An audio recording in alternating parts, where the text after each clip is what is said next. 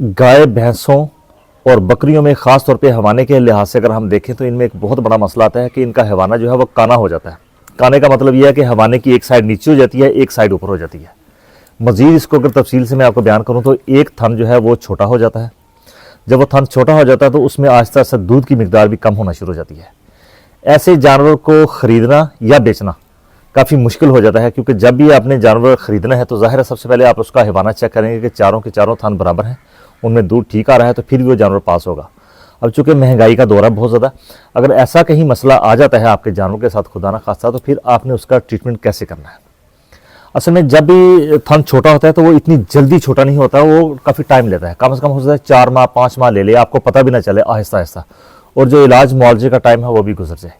बहुत का अगर वक्त पर पता चल भी गया है तो फिर भी इलाज मुआवजा अगर कामयाब नहीं हुआ तो फिर भी परेशानी है बहुत ज़्यादा, क्योंकि अगले सूबे में अगर आपने जानवर रखा हुआ है तो जब वो बच्चा दोबारा देगा तो फिर अगर थन वो मुकम्मल तौर पे ज़ाया हो जाता तो 3 थन पीछे बच के, एक दूध की कमी भी बहुत ज़्यादा होगी, वो भी नुकसान लगातार रहा। अगर जानवरों को सेल करना है तो उसकी कीमत भी बहुत ज़्यादा कम हो गई।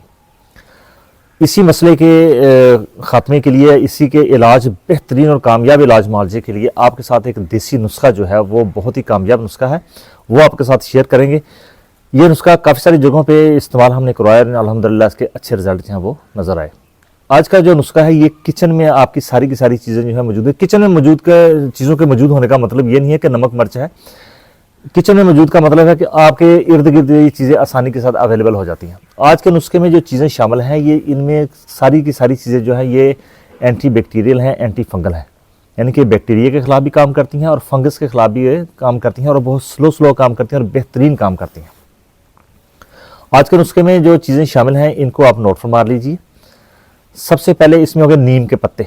नीम जो है ये अरसा दराज से अपनी इन्हीं खूबियों की वजह से कि ये एंटी बैक्टीरियल प्रॉपर्टी रखती है। ख़ास तौर पर इसकी अगर आप फल देख लें, इसका जो पड़ता है उसमें भी ये इनके बैक्टीरिया के खिलाफ काम करने की बेहतरीन कुव्वत होती है। इसके पत्तों में भी है, क्योंकि इसको जब इंसानों में स्किन इन्फेक्शन होते हैं तो इसके पत्तों को घोट के इसका पानी जो है वो पिया जाता है।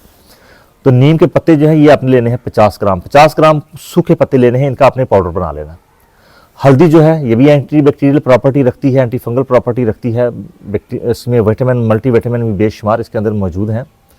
ये आपने लेनी है 50 ग्राम हल्दी, 50 ग्राम नीम के पत्तों का जो पाउडर है वो 50 ग्राम आपने लेना है। और मेथरे, जिसको मेथी दाना कहा जाता है, मेथरे जो पीले बड़े रंग के, वो आपने लेने हैं, ताकि जहां आप अपने जानवर के हेवाने का और उसके थन का ट्रीटमेंट कर रहे हैं जो कि साइज़ में छोटा हो गया है, दूध कम कर गया है, तो वहाँ पर ये दूध की मिकदार को साथ बढ़ा के रखेगा और इम्यूनिटी पैदा करेगा कि जिस जरासीमों की वजह से ये हैवाना जो है उसका साइड जो है वो कम हो गई है तो उसको ये बेहतर करेगा। ये तीनों चीज़ें होगी 50-50 ग्राम।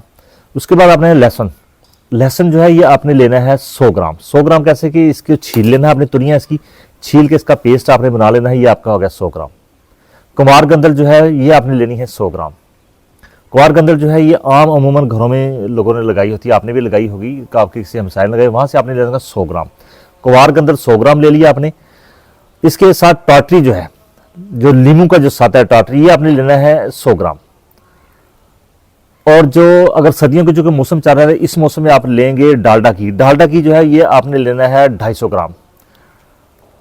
250 ग्राम जो डालडा घी है इसको आपने चूल्हे पर रख लेना है। इसको आपने अच्छी तरह से गर्म करना है। जब ये गर्म हो जाए तो इसमें लहसुन का जो पेस्ट है वो आपने डाल लेना है। जब वो हल्का ब्राउन हो जाए तो इसको आपने नीचे उतार लेना है और बाकी जितने भी पाउडर हैं वो सारे के सारे उसमें डाल लेने हैं। टाटरी जो है उसको भी आपने पीस के पाउडर बना के उसके अंदर डाल लेना है। सिर्फ आपने एलोवेरा नहीं डालना। एलोवेरा जब ये चीज़ें सारी ठंडी हो जाए तो फिर आपने एलोवेरा जो है इसके अंदर मिलाना है। मिला के आपने अच्छी तरह से उसको घोट लेना है, किसी चीज़ में डाल के, जैसे कुंडी है उसमें आपने डाल के इसको घोट लेना है, या आपके पास मैक्सी हो जिसमें आप ग्राइंडर आपको कहते हैं उसमें डाल के आप इसको एक जान कर लें। इसको आपने हवाबंद कंटेनर में डाल के फ्रिज में रख लेना है और रोज़ाना आपने 3 बड़े चम्मच जो है खाने वाले ये आपने अपने जानवर को रोज़ाना खिलाने हैं। ये लगातार खिलाने कब है? जब जानवर को बच्चा देने में, जानवर प्रेग्नेंट हो जाए, जब हामला हो जाए, तो जब बच्चा देने में पार्चुरेशन में उसको 20 दिन रह जाए तो आपने इस नुस्खे का जो इस्तेमाल है वो आपने शुरू कर देना है।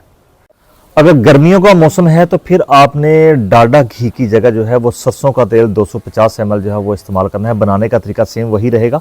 सरसों के तेल को आपने गर्म करके इसमें जो लहसुन का पेस्ट है वो आपने इसमें डाल देना है। लहसुन का पेस्ट डाल के हल्का ब्राउन हो जाए तो आपने फ़ौरन से इसको नीचे उतार देना। साथ ही उसी टाइम इसमें हल्दी और जो बाकी चीज़ें हैं, नीम का जो पाउडर है वो आपने इसमें डाल देना है। जो टाटरी है उसमें उसको भी आपने बारीक पीस के इसमें डाल देना है।